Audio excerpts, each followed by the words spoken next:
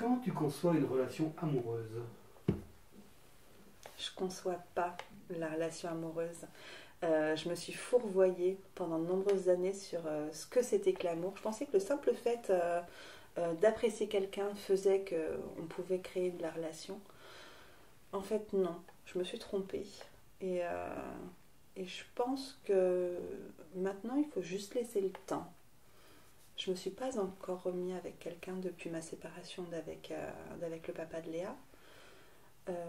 Et pour l'instant, comme je me construis moi, je ne vais pas y accorder trop d'importance. Euh, Ce que je pense maintenant, c'est que tant que je ne serai pas pleinement heureuse, je ne pourrai pas m'épanouir dans un couple. Donc, je trouve ma définition du bonheur, et quand je serai vraiment bien, et dans ma peau, et dans mon cœur, et dans mon esprit, je pourrais envisager de partager mon bonheur avec quelqu'un. Mais pour l'instant, je vais me consacrer à moi et à ma fille, c'est important. Je me suis trop oubliée dans ma vie. Et je pense que c'est important de penser à soi pour être bien avec quelqu'un. Quelle est la plus belle chose que tu aies dite ou que tu aies faite par amour?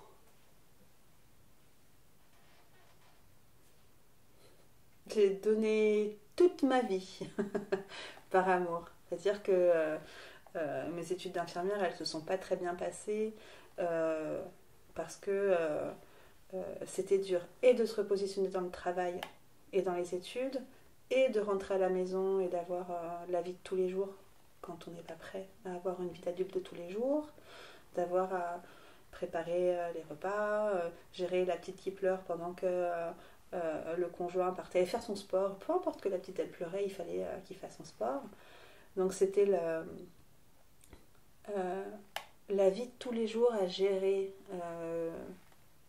pendant que moi je m'oubliais, qui était assez dur. Mais j'ai donné littéralement toute ma vie. J'ai donné 10 ans de ma vie, voilà, entre 20 et 30 ans. En plus, c'est dommage, à la mauvaise personne. Enfin, à la bonne personne sur un temps assez court finalement, en essayant de me persuader que ça allait finir par marcher, que l'amour c'était ça. Et en fait, je me dis non, c'est pas ça. C'est pas ça. Euh, et après coup, hein, on se rend compte que c'est pas du tout ça, l'amour. Normalement, je vois ça maintenant comme un échange. Euh, c'est du 50-50 pour moi maintenant, l'amour. C'est pas moi qui donne sans recevoir. Voilà. Maintenant, je pense que je donne et je mérite de recevoir un peu. C'est ça l'amour pour moi maintenant. Et c'est la plus belle chose que j'ai fait, c'est d'avoir sacrifié 10 années de ma vie pour quelque chose qui marchait pas. Et j'ai pas su voir, j'ai pas su ouvrir les yeux au bon moment que ça marchait pas et que ça servait à rien de s'acharner. C'est pas grave. J'avais tellement peur d'être toute seule que pour moi à ce moment-là c'était le plus important, c'est de pas être toute seule. Et puis socialement parlant, être toute seule, c'était pas très engageant. Et finalement, je suis tellement mieux pour l'instant toute seule.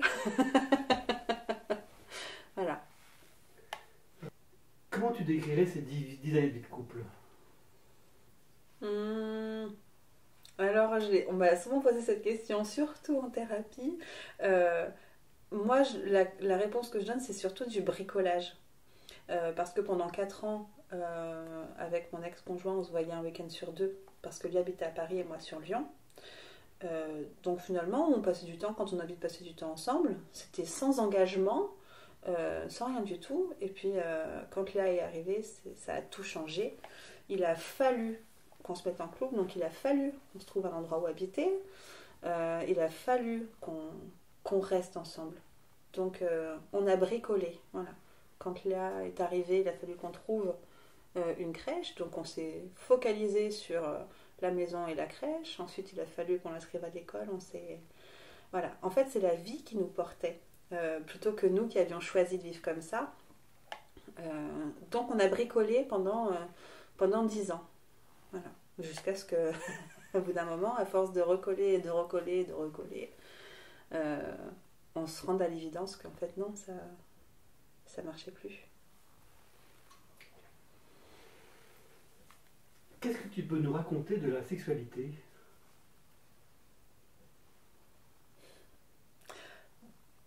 je n'ai pas beaucoup à raconter sur la sexualité.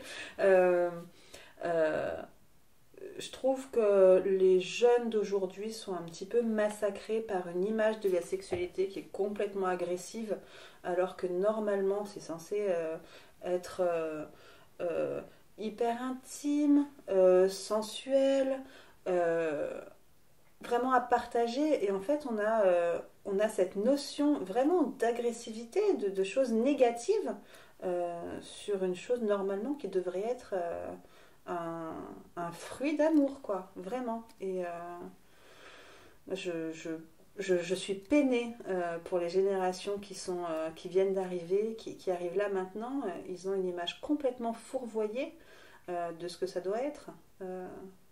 La sexualité, ça devrait pas être ce qu'on voit, mon Dieu, tout le temps à la télévision.